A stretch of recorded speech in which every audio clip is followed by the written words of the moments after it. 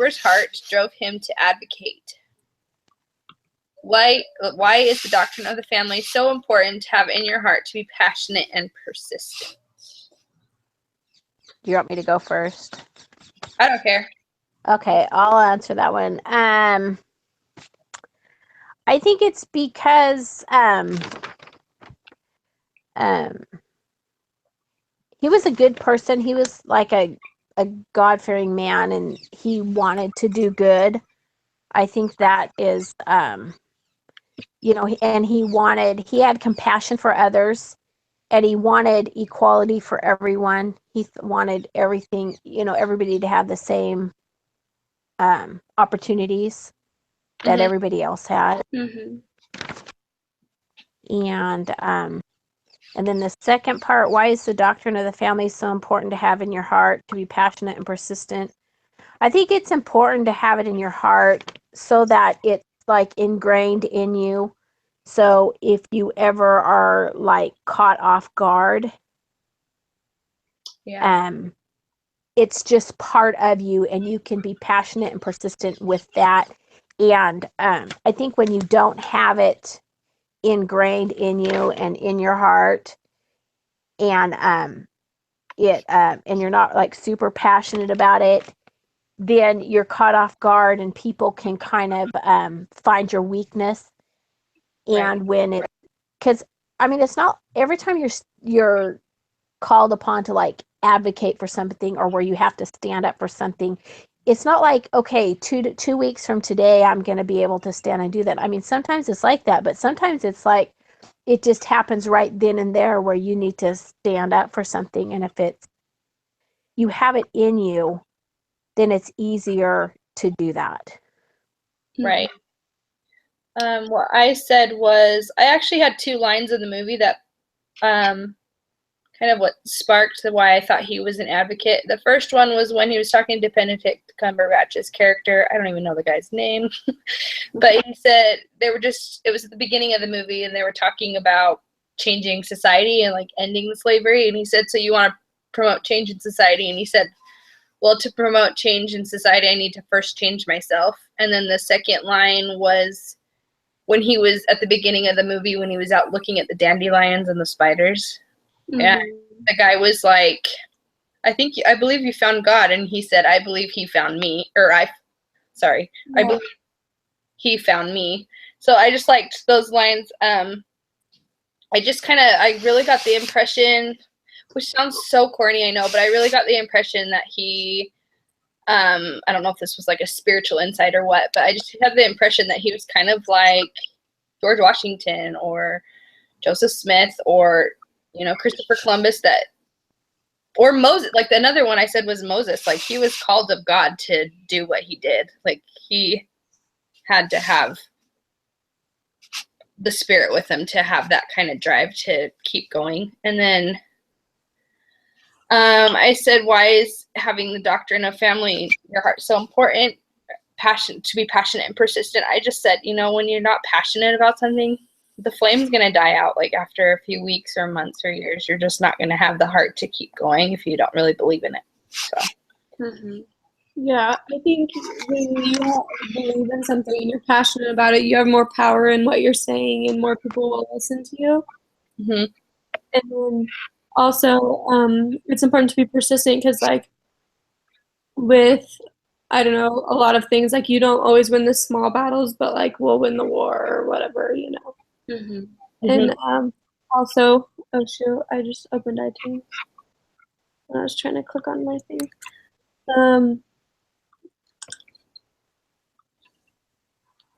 Sorry.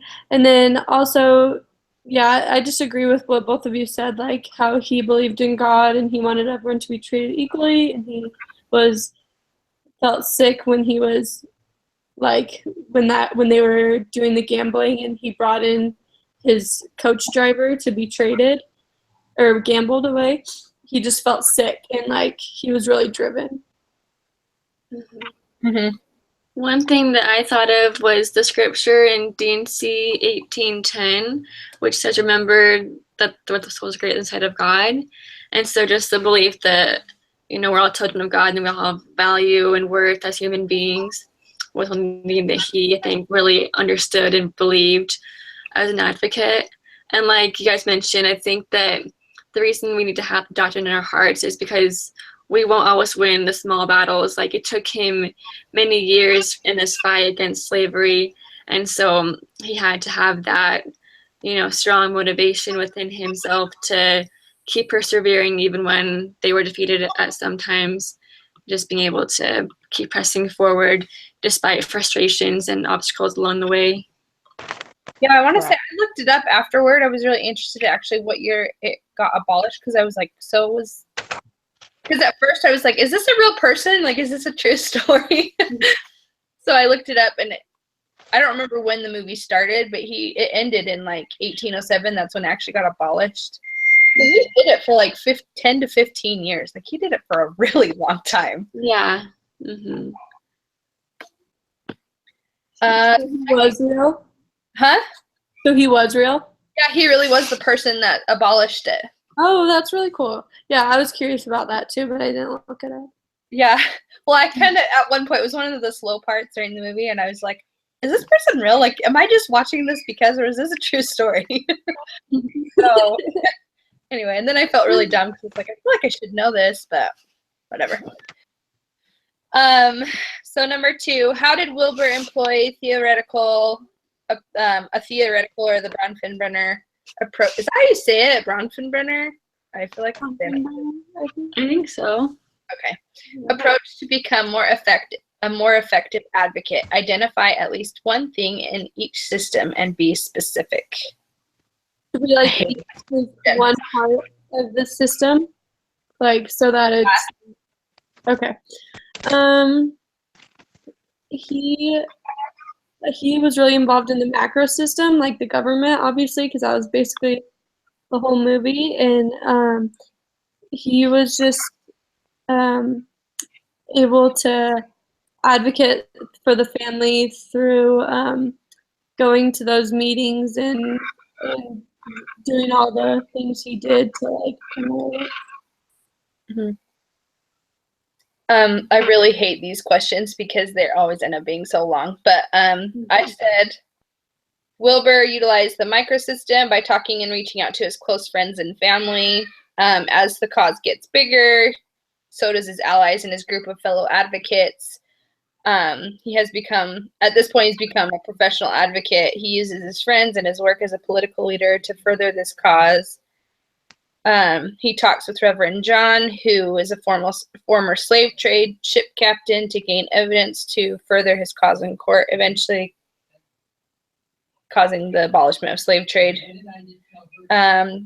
Books were being sold. So this is all like mesosystem type stuff. Like, books were being sold. People were hearing about the mistreatment. They were refusing sugar or they weren't buying sugar that was farmed by the hands of slaves. And then by the time it becomes like an abolishment and an official amendment, that's the macro system where the economy is being changed, the laws are being changed, and actually history is being made. So.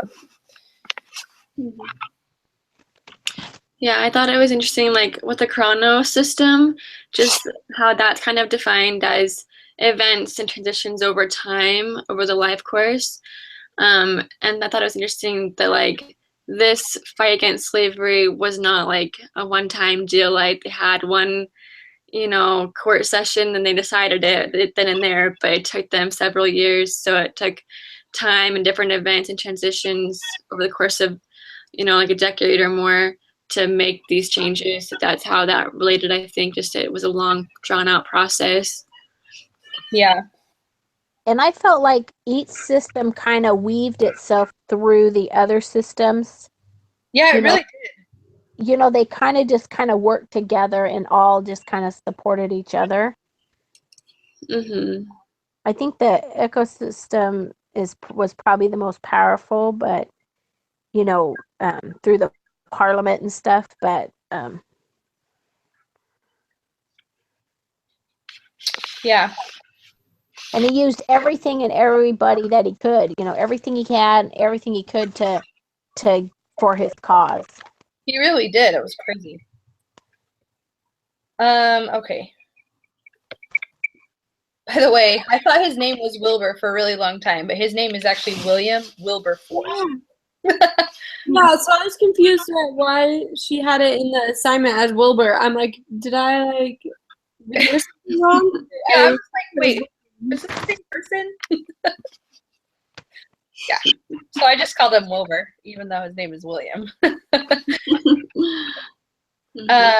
Okay, so number 3, how did Wilbur and his advocates do and share research? What evidence did they provide to persuade those opposing on the fence? I said that Wilbur and his advocates conducted research by traveling the country. They mentioned in the movie that they spread out and they talked to ship doctors, people who worked on the ships and the docks, and then they studied the ship blueprints.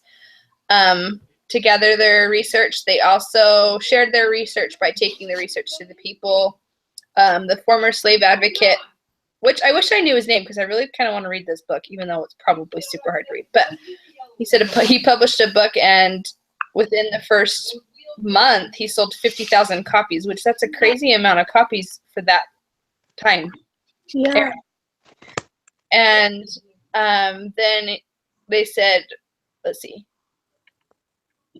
Then the general audience got a better understanding of what slave life was like because of that book. And then I really thought it was really cool when Wilbur stood on the Madagascar ship and like it's so gross that sorry, when he let the smell of death hit like the noblemen and the women, and they were like covering their noses and told them to like stop it and to smell death and understand what they had done.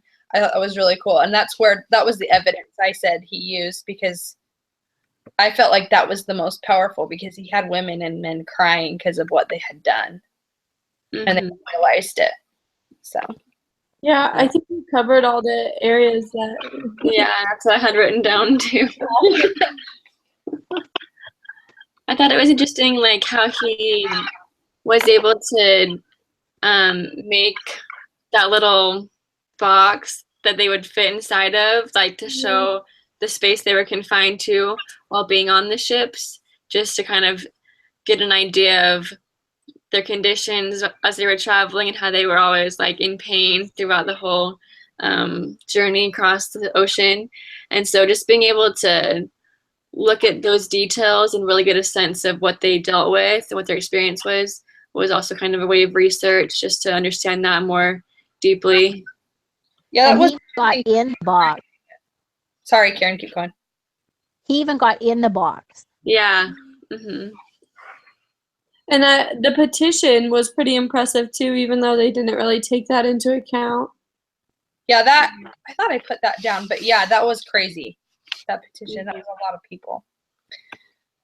Number 4, how does the film portray the importance of working together as a group? What has family advocacy group work taught you? I think he was like definitely a major key in the abolition of the slave trade, but he couldn't have done it alone. Like he had so many friends go out into other places of the world and get different accounts, like firsthand accounts, or like from the captain and all this other things. Like he couldn't have done it alone, and he needed the help and the support of his wife, because she really pushed him to. Barbara, I think her name was, she really pushed him to like continue going on and stuff.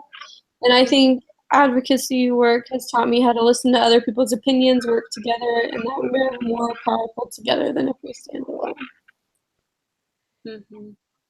Yeah, and I liked in the movie where I think it was that Newton guy said that, he, when they were, towards the middle of the end, that he gave him information. He gave him a lot of the information. He says, I don't have the strength to fight. And he wanted Wilbur to voice it for him. So he had done the research and stuff. And yeah, the blind guy, or he was blind towards the end, that guy. Yeah. And if you combine efforts in a group, everybody can use their strengths, Yeah. Powerful. Yeah, I think it just shows like how when you work in groups, you're able to build up each other's ideas more and brainstorm ways to be an advocate on a certain topic.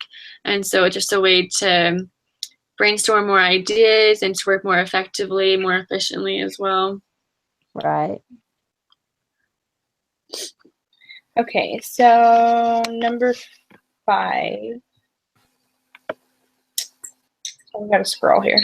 What parallels do you see between Wilbur and Captain Moroni in Alma 46? What is a Christian and a professional family advocate, and how did Wilbur exemplify that? How can you be effective and Christ-like against such loud and often degrading voices? I think one similarity that I saw was that Captain Moroni, in the scriptures, it says, in memory of our God, our religion, and freedom, and our peace. And I think that Wilbur also fought for those things. Like, he used religion and his belief in God to guide him, and he fought for freedom and for peace of all men that were affected by slavery. And I think as far as like how we can be effective Christ-like advocates, it's important to not be contentious about things, but to approach situations with a spirit of love and concern for others' well-being, because often I think arguing about certain things won't make any progress really, but if you approach it with a spirit of love and concern for others and compassion, then they're willing to listen to your ideas more and understand that you're, seeking to make good changes and want to help people genuinely. Yeah. I said basically the same thing. I put one of the scriptures down that just said that when he rent his garment in the air and was crying with a loud voice, that's kind of how I saw Wilbur, is that he was crying with a loud voice to advocate for the people. Yeah. Yeah. And he never gave up. Even, he was true to his convictions, both of them. Yeah.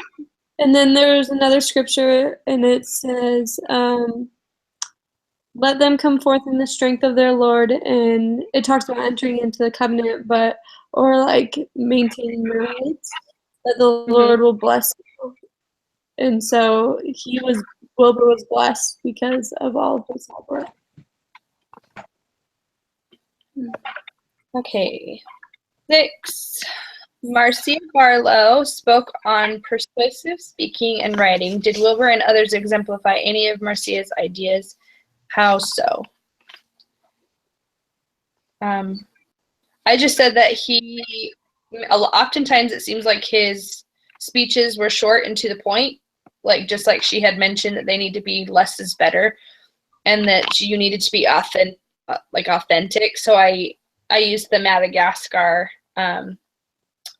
as an example again, because he brought the authenticity of what was going on, and it was quick and to the point, and he provided the research of how many people had died. And then the other one I said was what's the word I'm looking for?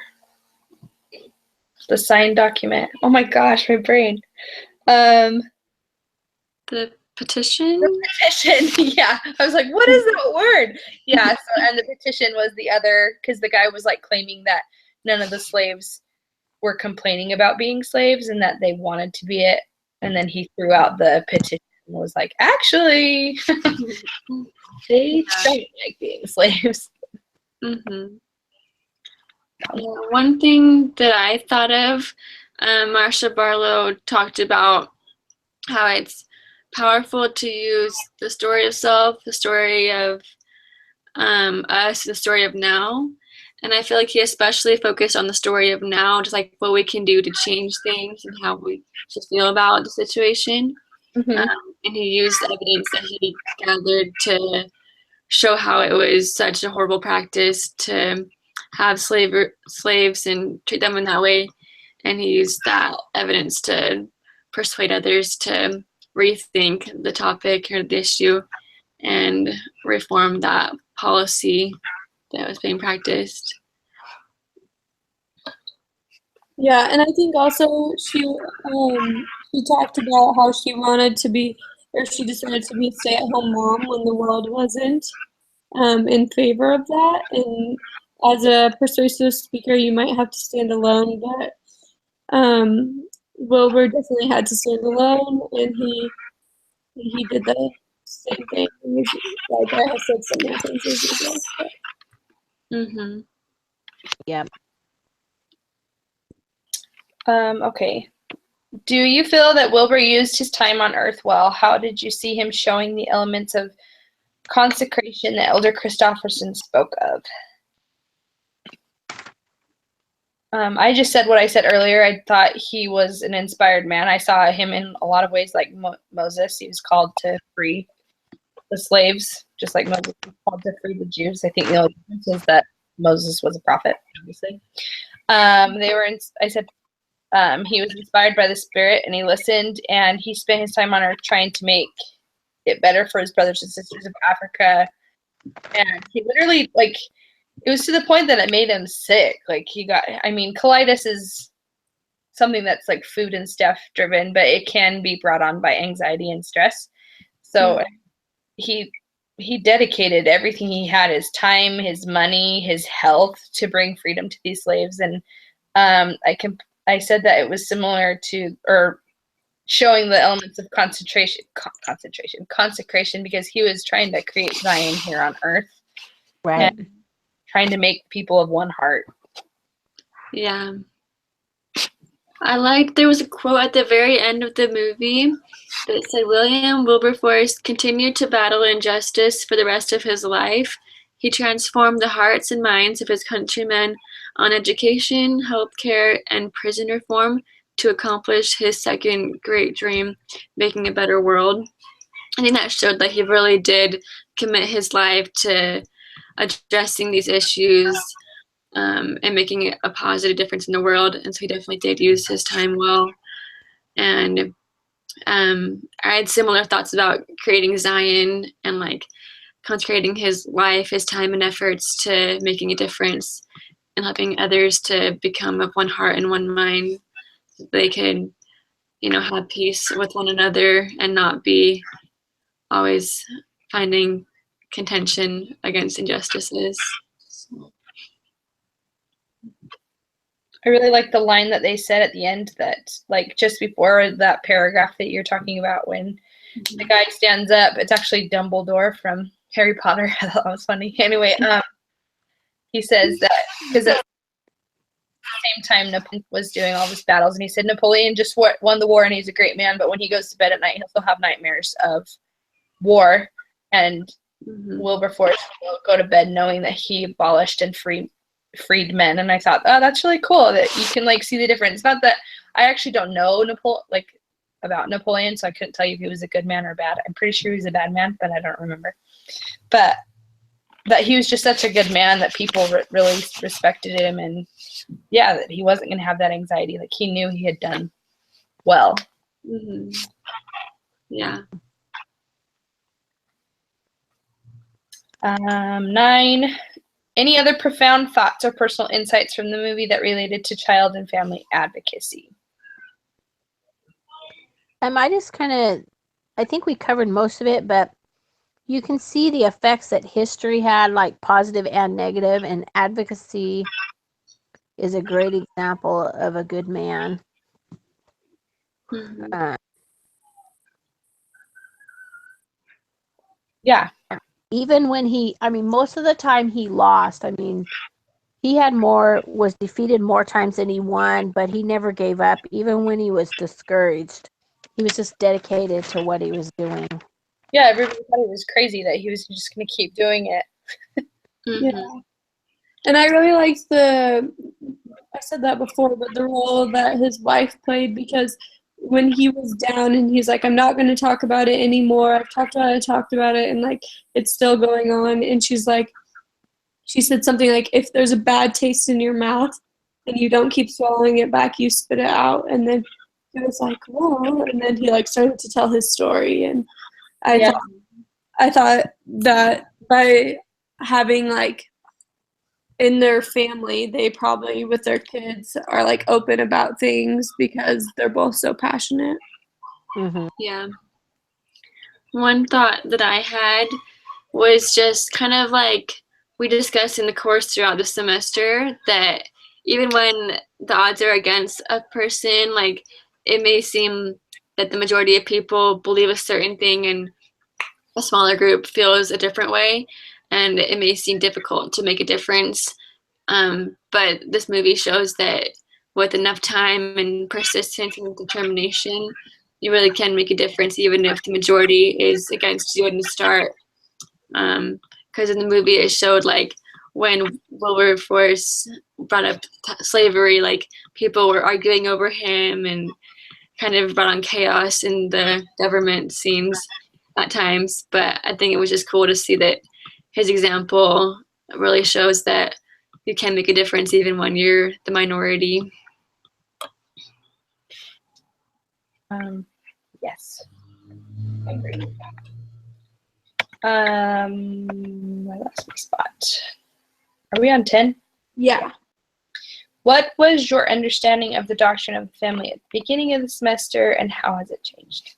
To be honest, I don't think my understanding of the doctrine of the family has changed much, just because I have the same belief and the doctrine of the family hasn't changed. I mean, I just think of the family proclamation, and that's my understanding of the doctrine. But it has become stronger, I would say, that like I'm understanding that I need to take the classes that I've taken here at BYU Idaho, and the knowledge I have of families, and like, you know, we learn so much just about like what's good for children, what's good for marriages and stuff, that it's important to be able to stand up and just say, no, that's not right. You know, we don't. Anyway, so I've just learned that also that I need to instill that in my children, so that the world isn't instilling them their doctrine of the family. So that's basically it just had grown stronger. Yeah, I said kind of the same thing. Like, you need to teach I'll teach my kids so that they'll be prepared, and then they'll grow up to be advocates of the family as well. And I just realized that you don't have to be a person in power to give your opinion and help advocate. Yeah, and I think one thing I learned, or I guess I knew this, but I didn't really think about it, was that that every, like, I mean, maybe not 100%, but probably 99% of every law and every policy in government affects the family in one way or another. I mean, like a traffic law, you know, your family, you have your family in the car you're driving, you know, all these laws affect the family. And sometimes I think I didn't realize like how powerful the opposition is in like all things. So Yeah. I had really similar thoughts to all of you. I think it's been interesting this semester to kind of just delve deeper into the Proclamation on the Family through reading other conference talks, and also looking at things from more of a secular viewpoint, like doing research on different aspects of the family or different threats to the family, and also learning about how to address the family in a political way and different policies and laws that are influential in the family. And so it's been neat just to kind of get a broader overview of all of the different aspects that go into the family and how it's affected. And so that's been a really neat thing. But I kind of agree with Maggie that I didn't learn much about like the doctrine that I didn't already know, but just like being able to learn on a deeper level was pretty interesting and pretty cool. Yeah, I felt kind of putting that, but I was like, this is my last semester. I kind of feel like I've learned a lot in the last 4 years about the doctrine. Yeah. And being a church member too. Yeah, and being a church member, I'm like, this is like primary stuff that my kids Yeah. I think if anything, my understanding of how to be an advocate is what has changed, not my understanding of it. Yeah, me too. Number 11 was picture your spouse and children, current or future, and write down some thoughts about how they will benefit from you taking this class? I just said, this class has taught me that when I have something to advocate for, that I need to do my research and stand by my beliefs no matter what. Taking this class will benefit my spouse and children because it's taught me integrity and loyalty to what I believe. And then I just said we live in a world where marriage is old school and unnecessary. Women don't need men to have babies, and men don't need children at all. And I said our way of life has become the unpopular vote, and this class has taught me how to address those concerns of the world to my children, and has taught me to teach them how the world thinks, but do it in the safety of my own home, and then explain the doctrine of family and why that's the smarter way to live and the safer way to live. Mm-hmm. Yeah. And I think we need to, remain positive. I mean, in the end, right will win. The Savior's way will always win. We don't have to fear that. It just is going to get worse before it gets better. Was that Christofferson's quote over conference, or was that Holland that talked about that? To be positive. I don't remember. One of them, because I always fret about that. Like, I always am like, I don't want to raise children in this time frame. But someone at conference was like, it's okay. Be happy. So. I think one thing that I thought of was just like, after having learned about these things, I can know how to teach my own future children about the family and the importance of it, and help them to gain testimonies of the doctrine of the family, so that when they are faced with, questions or people outside the church who are, challenging their beliefs or their faith, they can stand strong against those attacks and defend the family as well. So by me learning about these things, I can teach it to them, and it'll keep going for generations to come, hopefully, and we'll be able to protect the family in those ways. Yeah, I basically said the same thing about educating my family, so that they'll be better, make society better as well. And I also said how I'm a better advocate for my family, so then that example will help as well. But we basically covered it. It's hard when 4 people are answering the same question. I know. And we all have the same belief system for the same, Yeah. So that covers it. So the rubric, it has no point systems. It just says take away 1 point for each requirement, but I don't know how much it's worth. Do you guys know? No. Where is the peer review form, or is it just the rubric? All I see is the rubric, so I'm like, okay. I know, me too. I'm so over the unorganization in this class. On rubric it says your name and then the peer's name. So I'm like, oh, okay, so we're just filling out the rubric. Why didn't they just have us do that website that they've had us do all semester long? Where we just type the name in the website and our name and then give the grade. So but there's no point system.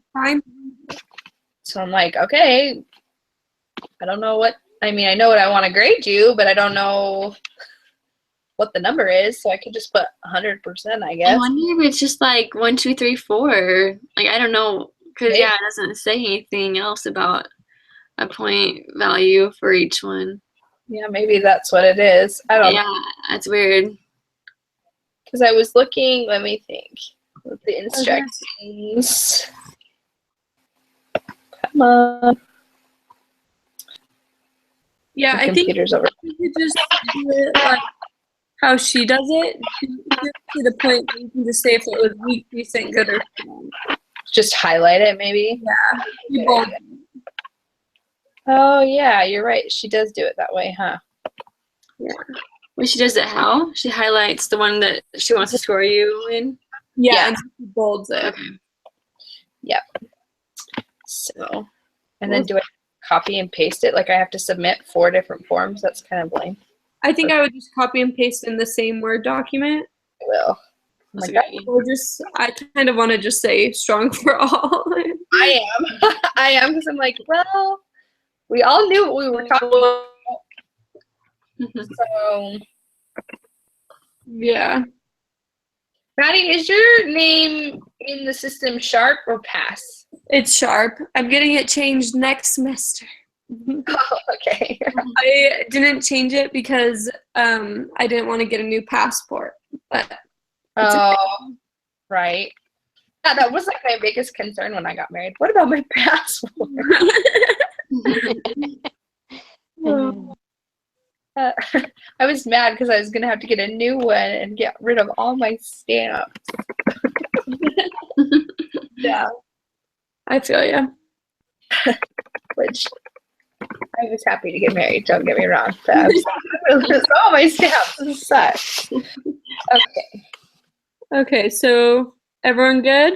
Yep, we're good. It was a pleasure we're good. with you ladies. Thank you guys. Yeah, thank you. I'd say I see you later, but I won't see you later. Yeah, congrats on graduating. Thank you. I'm so excited. This is literally my last assignment. I'm done. So That's awesome. I'm gonna go celebrate. Have fun. Hey. Well, good luck with your guys' degree. Have fun Thank with it. you. Thank you. Yeah. Thanks Bye. for a good semester, guys. Thank you. Thanks.